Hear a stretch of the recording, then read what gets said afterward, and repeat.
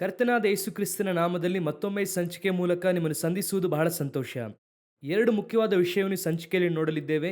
ಬನ್ನಿ ನಾವು ಸಂಚಿಕೆಗೆ ಹೋಗೋಣ. ಮೊದಲನೆಯದಾಗಿ ಎಂದಿನಂತೆ ಇಸ್ರಾಯೇಲ್, ಪ್ಯಾಲೆಸ್ತೀನ್, ಹಮಾಸ್ ಇದರ ಅಪ್ಡೇಷನ್ ಅನ್ನು ನೋಡಲಿದ್ದೇವೆ. ಲೋಕದಲ್ಲೇ ಬಹಳ ಎದುರು ನೋಡಲಾಗುತ್ತಿರುವಂತಹ ವಿಷಯ, ಈಗ ಮಾತನಾಡುತ್ತಿರುವಂತಹ ವಿಷಯ, ಅಮೆರಿಕ ವೈಟ್ ಹೌಸ್ ಅಲ್ಲಿ ಹೇಳಿದ್ದಾರೆ. ಏನೆಂಬುದಾಗಿ ನೋಡುವುದಾದರೆ ಸೀಸ್ ಫೈರ್ ಅಂದರೆ ಯುದ್ಧವನ್ನು ನಿಲ್ಲಿಸುವುದಕ್ಕೆ ಮಾತುಕತೆ ನಡೆದಿದೆ ಎಂಬುದಾಗಿ. ಯಾರು ಆರಂಭಿಸಿದ್ದಾರೆ ಎಂಬುದಾಗಿ ನೋಡುವುದಾದರೆ ಅಮೆರಿಕ ಇಸ್ರಾಯೇಲ್ ನೊಂದಿಗೆ ಮಾತುಕತೆ ನಡೆಸಿದ್ದಾರೆ ಎಂಬುದಾಗಿ ಹೇಳಲಾಗುತ್ತಿದೆ. ಆದರೆ ಇದೇ ಕಾರ್ಯವನ್ನು ಹಮಾಸ್ ತಿರಸ್ಕರಿಸಿದೆ. ಅಂದರೆ ಮಧ್ಯಪ್ರಾಚ್ಯ ದೇಶದಲ್ಲಿ ಪ್ರಸಾರವಾಗುತ್ತಿರುವಂತಹ ಮಾಧ್ಯಮಗಳಲ್ಲಿ ಯಾವುದೇ ಕಾರಣಕ್ಕೂ ನಾವು ಇದನ್ನು ಒಪ್ಪುವುದಿಲ್ಲ, ಅದನ್ನು ಯಾವುದಕ್ಕಾಗಿ ಆರಂಭಿಸಿದ್ದೇವೆ ಅದನ್ನು ಮುಗಿಸಿ ಯುದ್ಧವನ್ನು ನಿಲ್ಲಿಸುತ್ತೇವೆ ಎಂಬುದಾಗಿ ಅವರು ಹೇಳಿದ್ದಾರೆ. ಆದರೆ ಇಸ್ರೇಲ್ ಅದಕ್ಕೆ ಒಪ್ಪಿಕೊಂಡಿದೆ ಎಂಬುದಾಗಿ ಅಮೆರಿಕ ಹೇಳುತ್ತಿದೆ. ಆದರೆ ಇದು ಒಂದು ಆರಂಭ ಘಟ್ಟದ ಮಾತುಕತೆಯಾಗಿಯೇ ಇದೆ. ಯಾಕಂದರೆ ಇದರ ಹಿಂದೆ ಒಂದು ಲಾಂಗ್ ವೇ ಹೋಗಬೇಕು. ಇವರ ಸೈಡಲ್ಲಿ ಅನೇಕ ಬೇಡಿಕೆ ಇರುತ್ತದೆ, ಅವರ ಸೈಡಲ್ಲಿ ಅನೇಕ ಬೇಡಿಕೆ ಇರುತ್ತದೆ. ಮೊದಲನೆಯದಾಗಿ ಇಸ್ರಾಯೇಲ್ ಒಂದು ಬೇಡಿಕೆ ಮುಂದಿಟ್ಟಿದೆ, ಅದನ್ನು ಹಮಾಸ್ ಒಪ್ಪಿಕೊಳ್ಳುವುದೇ ಇಲ್ಲ. ಫಸ್ಟ್ ಪಾಯಿಂಟ್ ಅವರು ಎದುರಿಸುತ್ತಾರೆ. ಏನೆಂಬುದಾಗಿ ನೋಡುವುದಾದರೆ ಹಮಾಸ್ ಅಲ್ಲಿ ಎರಡು ಮುಖ್ಯವಾದ ಕಾರಿಡಾರ್ ಇದೆ. ಅಂದ್ರೆ ಅದನ್ನು ಕ್ರಾಸ್ ಮಾಡುವುದಕ್ಕೆ ಎರಡು ಮುಖ್ಯವಾದ ಎಲ್ಲೆಗಳಿದೆ. ಅದು ಇಸ್ರಾಯೇಲ್ ನಮ್ಮ ಕಂಟ್ರೋಲ್ ಅಲ್ಲೇ ಇದೆ. ಹಮಾಸ್ ಈ ರೀತಿಯಾಗಿ ಮಾಡುವುದರಿಂದ ಇಮಿಡಿಯೇಟ್ ಆಗಿ ನಾವು ಅದನ್ನು ಕೊಡುವುದಿಲ್ಲ ಗಾಜಾ ಭಾಗದಲ್ಲಿ ಎಂದು ಹೇಳುತ್ತಿದ್ದಾರೆ. ಇದನ್ನು ಹಮಾಸ್ ಯಾವತ್ತೂ ಒಪ್ಪಿಕೊಳ್ಳುವುದಿಲ್ಲ. ಅದು ಏನಂದ್ರೆ ಸಂಪೂರ್ಣವಾಗಿ ಕಂಟ್ರೋಲ್ ಇಸ್ರಾಯೇಲ್ಗೆ ಹೋಗುವಂತ ಒಂದು ಅವಕಾಶ. ಸೊ ಇದನ್ನು ಹಮಾಸ್ ಒಪ್ಪಿಕೊಳ್ಳುವುದಿಲ್ಲ. ಅದನ್ನು ಮೀರಿ ಹಮಾಸ್ ಒಂದು ಬೇಡಿಕೆ ಇಡುತ್ತದೆ. ಏನೆಂದರೆ ಯೆರೂಸಲೇಮನ್ನು ಎರಡು ಭಾಗವನ್ನಾಗಿ ಮಾಡಿ ಒಂದು ಭಾಗವನ್ನು ನಮಗೆ ಕೊಡಿ, ಓಲ್ಡ್ ಸಿಟಿ ಎಂಬುದಾಗಿ. ಇದು ಈಗಾಗಲೇ UN ಇರುವಂತಹ ಒಂದು ಸಮಸ್ಯೆ. ಸೊ ಇದೆಲ್ಲರೂ ಕೂಡ ಅಂಗೀಕರಿಸಿದಂತಹ ಸಮಸ್ಯೆ. ಹಮಾಸ್ ಇದನ್ನು ಮುಂದಿಡುವಾಗ ಎಲ್ಲರೂ ಒಪ್ಪಿಕೊಳ್ಳುತ್ತಾರೆ. ಇದನ್ನು ಇಸ್ರೇಲ್ ಒಪ್ಪಿಕೊಳ್ಳುವುದಿಲ್ಲ. ಆರಂಭದಲ್ಲೇ ಈ ರೀತಿಯಾಗಿರುತ್ತದೆ. ಒಂದು ವೇಳೆ ಇದೆಲ್ಲವನ್ನು ಕೂಡ ಮೀರಿ ಅವರು ಬರುವಾಗ ಇದರಲ್ಲಿ ಅನೇಕ ಆಸ್ಟೇಜಸ್ ಅನ್ನು ಹಿಡಿದಿದ್ದಾರೆ. ಇದರಲ್ಲಿ ಅನೇಕ ಸಮಸ್ಯೆ ಆಗಿ ಮುಂದುವರಿಯುತ್ತಿದೆ.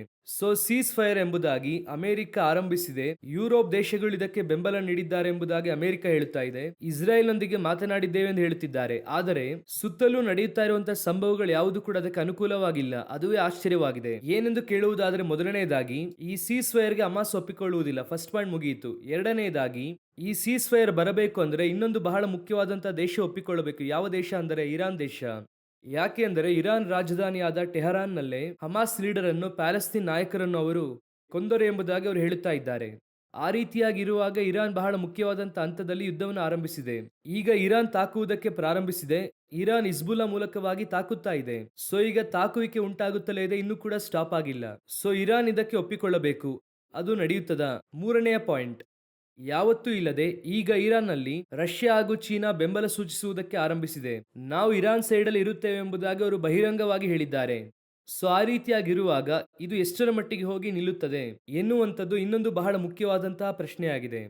ಆನಂತರವಾಗಿ ಇವರೊಂದಿಗೆ ಇರುವಂತಹ ಇನ್ನೊಂದು ದೇಶ ಟರ್ಕಿ ನ್ಯಾಟೋ ದೇಶಗಳಲ್ಲಿದೆ. ಅಂದ್ರೆ ರಷ್ಯಾಗೆ ಎದುರಾಗಿ ನ್ಯಾಟೋ ದೇಶಗಳ ಐಕ್ಯತೆಯಲ್ಲಿ ಟರ್ಕಿ ಇದೆ. ಆದ್ರೆ ಟರ್ಕಿ ಯಾವಾಗಲೂ ಕೂಡ ರಷ್ಯಾಗೆ ಬೆಂಬಲ ನೀಡುವಂತಹ ದೇಶ, ಈ ಇಸ್ರೇಲ್ ವಿಷಯದಲ್ಲಿ ಇಸ್ರೇಲ್ಗೆ ಎದುರಾಗಿರುವಂತಹ ದೇಶ. ಆದರೆ ನ್ಯಾಟೋ ದೇಶಗಳಲ್ಲಿ ಬಹುತೇಕ ದೇಶಗಳು ಇಸ್ರೇಲ್ಗೆ ಸಪೋರ್ಟ್ ಮಾಡುವ ದೇಶಗಳು. ಈಗ ನ್ಯಾಟೋ ಬಿಟ್ಟು ಹೊರಗೆ ಬರುವುದಕ್ಕೆ ನಾವು ರೆಡಿಯಾಗಿದ್ದೇವೆ ಎಂಬುದಾಗಿ ಟರ್ಕಿ ಅನೌನ್ಸ್ ಮಾಡಿದೆ. ನಮಗೆ ಬೇಕಾಗಿರುವುದು ಇಸ್ರೇಲ್ಗೆ ವಿರುದ್ಧವಾಗಿರುವ ತತ್ವ ಬಿಟ್ಟರೆ ನ್ಯಾಟೋ ಅಲ್ಲ ಎಂಬುದಾಗಿ ಅನೌನ್ಸ್ ಮಾಡಿದ್ದಾರೆ. ಇದು ಒಂದು ರೀತಿಯಲ್ಲಿ ರಷ್ಯಾದೊಂದಿಗೆ ಸೇರಿಕೊಳ್ಳುವುದಕ್ಕೆ ಒಂದು ಅವಕಾಶವಾಗಿದೆ. ಟರ್ಕಿ ಬಂದು ರಷ್ಯಾದೊಂದಿಗೆ ಇರುವಂತಹ ಇನ್ನೊಂದು ಭಾಗ ಎಂದಿಟ್ಟುಕೊಳ್ಳಿ, ಅದು ಬಾರ್ಡರ್ ಅಲ್ಲಿ ಇದೆ. ಸೊ ಎಲ್ಲವನ್ನು ಕೂಡ ನೀವು ನೋಡುವುದಾದರೆ ಸೊ ಈ ಒಂದು ಸೀಸ್ ಫೈರ್ ಗೆ ಸಂಬಂಧಪಟ್ಟಂತೆ ಯಾವ ಕಾರ್ಯವೂ ನಡೆಯುತ್ತಿಲ್ಲ. ಇದೆಲ್ಲ ಬಹಿರಂಗವಾದ ಒಂದು ಕಾರ್ಯ. ದಿಢೀರ್ ಎಂಬುದಾಗಿ ಅಮೆರಿಕ ತಾನೇ ಸೀಸ್ ಫೈರ್ ಗೆ ಬಂದಿದೆ ಎಂಬುದಾಗಿ ಹೇಳುತ್ತಿದೆ. ಆದರೆ ಅಮೆರಿಕ ಈಗ ಏನು ಮಾಡಿದೆ ಅಂದರೆ 2025 ಏಪ್ರಿಲ್ ತಿಂಗಳಿನ ತನಕ ಎಲ್ಲ ಅಮೆರಿಕನ್ ಏರ್ಲೈನ್ಸ್ ಫ್ಲೈಟ್ಸ್ ಅನ್ನು ಕ್ಯಾನ್ಸಲ್ ಮಾಡಿದ್ದಾರೆ. ಇಸ್ರೇಲ್ಗೆ ಹೋಗುವಂತದನ್ನು ಕ್ಯಾನ್ಸಲ್ ಮಾಡಿದ್ದಾರೆ. ಯಾಕೆ ಎಂಬುದಾಗಿ ಕೂಡ ಗೊತ್ತಿಲ್ಲ. ಸೊ ಈಗ ಬಹಳ ಮುಖ್ಯವಾಗಿ 2025 ತನಕ ಅದೇ ಬಹಳ ಮುಖ್ಯ. ಯಾತಕ್ಕಾಗಿ ಹಾಗೆ ಮಾಡಿದ್ದಾರೆ, ಏನು ಎಕ್ಸ್ಪೆಕ್ಟ್ ಮಾಡುತ್ತಿದ್ದಾರೆ ಎಂಬುದಾಗಿ ಗೊತ್ತಿಲ್ಲ. ಆದರೆ ಒಂದು ಮಾತ್ರ ಬಹಳ ಸ್ಪಷ್ಟವಾಗಿ ಗೊತ್ತಾಗುತ್ತಿದೆ, ಯಾರೋ ಒಬ್ಬರು ಸುಳ್ಳು ಹೇಳುತ್ತಾ ಇದ್ದಾರೆ. ಒಂದು ಹಮಾಸ್ ಸುಳ್ಳು ಹೇಳಬೇಕು, ಇಲ್ಲ ಅಮೆರಿಕ ಸುಳ್ಳು ಹೇಳಬೇಕು. ಆದರೆ ನಡೆಯುತ್ತಾ ಇರುವಂತಹ ಸಂಭವಗಳು ಹಮಾಸ್ ಸುಳ್ಳು ಹೇಳಿದ ಹಾಗೆ ಇಲ್ಲ. ಯಾಕಂದ್ರೆ ಅವರೆಲ್ಲರೂ ಯುದ್ಧಕ್ಕೆ ರೆಡಿ ಆಗುತ್ತಾ ಇದ್ದಾರೆ. ಸೊ ಒಂದು ವೇಳೆ ಇವರು ಈ ರೀತಿಯಾಗಿ ಹೇಳಿ ಬೇರೆ ಒಂದನ್ನು ಮಾಡುತ್ತಾರೆ ಎಂಬುದಾಗಿ ಗೊತ್ತಿಲ್ಲ. ಆದರೆ ಲೋಕಾದ್ಯಂತ ಟೆನ್ಷನ್ ಆ ರೀತಿಯಾಗೇ ಇದೆ. ಒಬ್ಬ ಹಿರಿಯ ರಾಜಕಾರಣಿ ಹೇಳಿದ್ದಾರೆ, ಲೋಕವು ಬಹಳ ಮೋಸಕರವಾದಂತ ಹಂತದಲ್ಲಿ ಇದೆ. 2030 ವರ್ಲ್ಡ್ ಆರ್ಡರ್ಗೆ ನೇರವಾಗಿ ನಾವು ಹೋಗುವುದಕ್ಕೆ ಆರಂಭಿಸಿದ್ದೇವೆ. ಇದು ಸ್ಟಾಪ್ ಮಾಡುವ ಹಂತದಲ್ಲಿ ಇಲ್ಲ ಎಂಬುದಾಗಿ ಹೇಳಿ ಯುರೋಪ್ಗೆ ಸಂಬಂಧಪಟ್ಟಂತ ಒಬ್ಬ ಮುಖ್ಯವಾದ ರಾಜಕಾರಣಿ ಹೇಳಿದ್ದಾರೆ. ಅದು ಹೇಗೆ ಇರಲಿ, ಇದುವರೆಗೂ ಆದಂತ ಅಪ್ಡೇಷನ್ ಅನ್ನು ನಾವು ನಿಮಗೆ ಕೊಟ್ಟಿದ್ದೇವೆ. ಮುಂದುವರೆದು ನಾವು ಇದನ್ನು ಗಮನಿಸುತ್ತಲೇ ಬರುತ್ತಿದ್ದೇವೆ. ಕರ್ತನ ಚಿತ್ತವಾದರೆ ಮುಂದೆ ಇದರೊಂದಿಗೆ ಇನ್ನೂ ಕೆಲವು ಕಾರ್ಯಗಳನ್ನು ಹಂಚಿಕೊಳ್ಳಲಿದ್ದೇವೆ. ಇನ್ನೂ ಒಂದು ಬಹಳ ಮುಖ್ಯವಾದ ವಿಷಯವನ್ನು ನೋಡೋಣ. ಈಗ ನಾವು ಯಾವುದರ ಕುರಿತಾಗಿ ನೋಡಲಿದ್ದೇವೆ ಅಂದರೆ, ಒಂದು ಕಡೆ ಉರಿಯುತ್ತಾ ಇದೆ ಅಲ್ವಾ, ಈಗ ಇದಕ್ಕೆ ಎಣ್ಣೆ ಸುರಿಯುವ ಹಾಗೆ ಇನ್ನೊಂದು ವಿಷಯ ನಡೆದಿದೆ. ಏನು ನಡೆದಿದೆ ಎಂಬುದಾಗಿ ನೋಡುವುದಾದರೆ, ಈ ಹಮಾಸ್ ಹಾಗೂ ಅಲೆಕ್ಸಾ ಆ ಸ್ಥಳಕ್ಕಾಗಿ ತಾನೇ ಅವರು ಜಗಳ ಮಾಡುವುದಕ್ಕೆ ಆರಂಭಿಸಿದ್ರು. ಅರ್ಧ ಭಾಗ ವಿಭಾಗಿಸಿ ಕೊಡುವುದಕ್ಕೆ ಹೇಳುತ್ತಿದ್ದಾರೆ. ಈಗ ಹೋಗಿ ಇಸ್ರಾಯೇಲ್ನಲ್ಲಿ ಇರುವಂತಹ ರಬ್ಬಿಗಳು, ಇನ್ನೂ ಹೇಳಬೇಕು ಅಂದ್ರೆ ಅವರಿಗೆ ಒಂದು ಸಂಸ್ಥೆ ಇದೆ, ಟೆಂಪಲ್ ಇನ್ಸ್ಟಿಟ್ಯೂಟ್ ಎಂಬುದಾಗಿ. ಇವರು ಹೋಗಿ ಮೂರನೇ ದೇವಾಲಯವನ್ನು ಕಟ್ಟುವುದಕ್ಕಾಗಿ ಪ್ರಾಕ್ಟೀಸ್ ಆಗಿ ಅಲ್ಲಿ ಮಾಡಿ ನೋಡಿದ್ದಾರೆ. ಈಗ ಟೆಂಪಲ್ ಇನ್ಸ್ಟಿಟ್ಯೂಟ್ ಅವರು ಒಂದು ವಿಡಿಯೋವನ್ನು ಕೂಡ ಬಿಡುಗಡೆ ಮಾಡಿದ್ದಾರೆ. 2012ರಿಂದ ಟೆಂಪಲ್ ಇನ್ಸ್ಟಿಟ್ಯೂಟ್ ಕುರಿತಾಗಿ ನಾವು ಮಾತನಾಡುತ್ತಲೇ ಬರುತ್ತಿದ್ದೇವೆ. ಅನೇಕ ಸುದ್ದಿಗಳು ಇದರ ಕುರಿತಾಗಿ ಹೇಳುತ್ತಾ ಬರುತ್ತಿದ್ದೇವೆ. ಈಗ 5 ರೆಡ್ ಐಫರ್ ರೆಡಿಯಾಗಿದೆ, ಅಂದರೆ ಕೆಂದಾಕಳುಗಳು 5 ರೆಡಿಯಾಗಿದೆ ಎಂಬುದಾಗಿ. 5 ಕೆಂದಾಕಳುಗಳೇ ರೆಡಿಯಾಗಿದೆ. ಕೋಹನ್ ಎಂಬುದಾಗಿ ಹೇಳುವಂತ ಈ ಸತ್ಯವೇದವನ್ನು ಓದುವಂತವರು ನಮ್ಮ ಯೇಸು ಕ್ರಿಸ್ತನು ಆಲಯದಲ್ಲಿ ಎದ್ದು ನಿಂತು ಓದಿದರು ಎಂಬುದಾಗಿ ಇದೆ ಅಲ್ವಾ? ಆ ರೀತಿಯಾಗಿ ಓದುವವರು ಕೊಹೇನ್ ಅವರು. ಈಗ ಆ ಪ್ರಾಕ್ಟೀಸ್ ಅನ್ನು ಮುಗಿಸಿ ಆ ಕೋಹೇನ್ ಓದುವಂತವರು ರೆಡಿಯಾಗಿ ಇದ್ದಾರೆ. ಅದರಲ್ಲಿ ದೊಡ್ಡ ಆಶ್ಚರ್ಯ ಏನೆಂದರೆ ಯೆಶಾಯ 43ರಲ್ಲಿ ದೇವರು ಹೇಳುತ್ತಾರೆ, ಮೂಡಣ ಪಡುವಣ ಬಡಗಣ ತೆಂಕಣದಿಂದ ನಿನ್ನನ್ನು ಕೂಡಿಸುವೆನೆಂಬುದಾಗಿ 5 ಹಾಗೂ 6ನೇ ವಾಕ್ಯದಲ್ಲಿ ಹೇಳುತ್ತಾರೆ.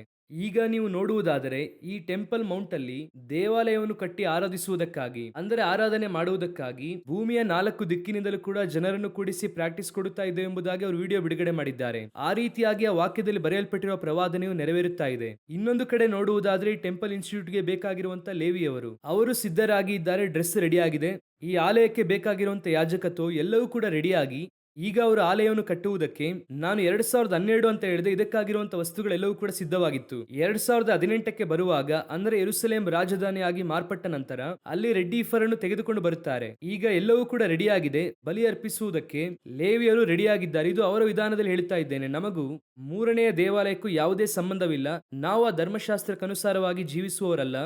ನಾವು ಕೃಪೆಯ ಪ್ರಮಾಣದಲ್ಲಿ ಬಂದಿದ್ದೇವೆ. ಇದನ್ನು ಬಹಿರಂಗವಾದ ಗುರುತಾಗಿ ಇಟ್ಟುಕೊಂಡಿದ್ದೇವೆ. ಉದಾಹರಣೆಗೆ, ಇಸ್ರಾಯೇಲಲ್ಲಿ ಒಂದು ನಕ್ಷತ್ರ ಉದಯಿಸಿದರೆ ಯೇಸು ಹುಟ್ಟಿದ್ದಾರೆ ಎಂಬುದಾಗಿ ಅರ್ಥ ಅಲ್ವಾ? ಬೆತ್ಲೆಹೇಮಲ್ಲಿ ಅರಸನು ಹುಟ್ಟಿದ್ದಾರೆ ಎಂದು. ಅದೇ ರೀತಿಯಾಗಿ ಇಸ್ರಾಯೇಲಲ್ಲಿ ದೇವಾಲಯ ಬಂತು ಅಂದರೆ ಕೃಪೆಯ ಪ್ರಮಾಣದ ಸಭೆ ಮುಗಿಯುತ್ತದೆ ಎಂಬುದಾಗಿ ಅರ್ಥ. ಅದನ್ನಿಟ್ಟೆ ಹೇಳುತ್ತಿದ್ದೇನೆ. ಅವರು ಬಲಿ ಅರ್ಪಿಸುವುದರಿಂದ ಯಾವುದೇ ಪ್ರಯೋಜನ ಇಲ್ಲ, ಯಾಕಂದ್ರೆ ಬಲಿ ಮುಗಿದಿದೆ. ಯೇಸು ಕ್ರಿಸ್ತನೇ ಬಲಿ. ವಾಕ್ಯ ನಮಗೆ ಅದೇ ಹೇಳುತ್ತದೆ. ಅವರು ನಮಗೋಸ್ಕರ ಒಂದೇ ಬಲಿಯಾಗಿ ಸಮರ್ಪಣೆಯಾದರು. ಅವರು ಯೇಸುವನ್ನು ಅಂಗೀಕರಿಸಲಿಲ್ಲ. ಆ ಬಲಿಗೂ ನಮಗೂ ಯಾವ ಸಂಬಂಧ ಇಲ್ಲ. ಆದರೆ ಅವರು ಬಲಿ ಅರ್ಪಿಸುವುದಕ್ಕೆ ಸಿದ್ಧರಾಗಿದ್ದಾರೆ. ಬೈಬಲ್ ಹೇಳುತ್ತದೆ ಅವರು ಕಡೆಯ ಕಾಲದಲ್ಲಿ ಬಲಿ ಅರ್ಪಿಸುತ್ತಾರೆ ಎಂಬುದಾಗಿ.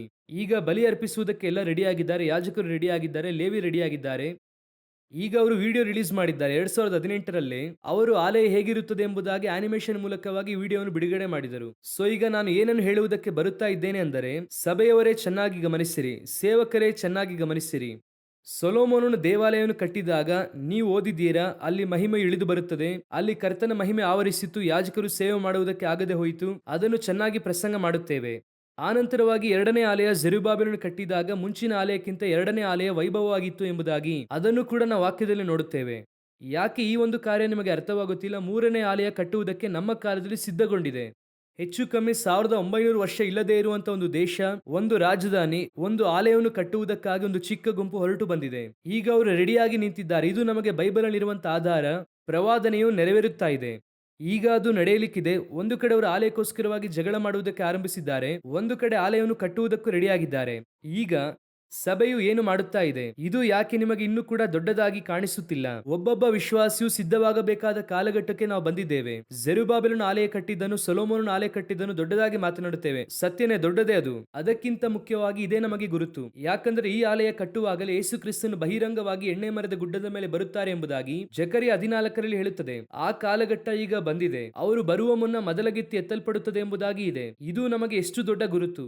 ಇದನ್ನು ನಾವು ಸಂಪೂರ್ಣವಾಗಿ ಅರಿತುಕೊಂಡು, ಇನಿ ನಾವು ಇರುವಂತದ್ದು ಸ್ವಲ್ಪ ಕಾಲ, ಇನಿ ಸಾವಕಾಶ ಇಲ್ಲ ಎಂಬುದಾಗಿ ಸಭೆಯು ಅರಿತುಕೊಂಡು ಸಿದ್ಧವಾಗಬೇಕು. ಒಂದು ದಿನ ರಾತ್ರಿ ಐಗುಪ್ತದಿಂದ ಹೊರಟು ಹೋಗಿ ಎಂದು ಹೇಳಿದ ಕೂಡಲೇ ಅವರು ಕೈಗೆ ಏನು ಸಿಕ್ಕಿತ್ತು ಅದನ್ನು ತೆಗೆದುಕೊಂಡು ಆ ರಾತ್ರಿ ಹೊರಟು ಹೋದರು. ನೋಡಿರಿ, ಅದಕ್ಕಿಂತ ಶಾರ್ಟ್ ಟೈಮ್ ನಮಗೆ ಇದೆ. ಅವರಿಗಾದ್ರೂ ಒಂದು ದಿನ ರಾತ್ರಿ ಸಂಪೂರ್ಣವಾಗಿ ಸಿಕ್ಕಿತ್ತು ಹೊರಟು ಬರುವುದಕ್ಕೆ. ನಮಗೆ ಕಣ್ಣು ರೆಪ್ಪೆ ಬಡಿಯುವಷ್ಟು ಒಂದು ನಿಮಿಷ ಮಾತ್ರ ಇದೆ. ಕೈಯಲ್ಲಿರುವಂತದನ್ನು ತೆಗೆದುಕೊಂಡು ಹೋಗುವುದಕ್ಕೂ ಕೂಡ ಸಮಯ ಇಲ್ಲ. ಬಿಟ್ಟು ಬಿಟ್ಟು ಹಾರಿ ಹೋಗುವಂತ ಕಾಲ ಬಂದಿದೆ. ಇನ್ನೂ ಕೂಡ ನಾವು ಗ್ರಹಿಸದವರಾಗಿ ಇದ್ದರೆ ಇದಕ್ಕೂ ಮೇಲೆ ಪರಿಶುದ್ಧಾತ್ಮ ಸಭೆಗೆ ಯಾವ ರೀತಿಯಾಗಿ ಹೇಳುವುದಕ್ಕೆ ಸಾಧ್ಯ? ಕಣ್ಮುಂದೆ ಗುರುತುಗಳು ನಡೆಯುತ್ತಾ ಇದೆ. ಒಂದು ಗುಂಪು ನಿಮ್ಮನ್ನು ಲೋಕದ ಹಿಂದೆ, ಲೋಕದಲ್ಲಿರುವಂತಹ ಆಶೀರ್ವಾದಗಳ ಹಿಂದೆ ತಿರುಗಿಸುತ್ತಾ ಇದೆ.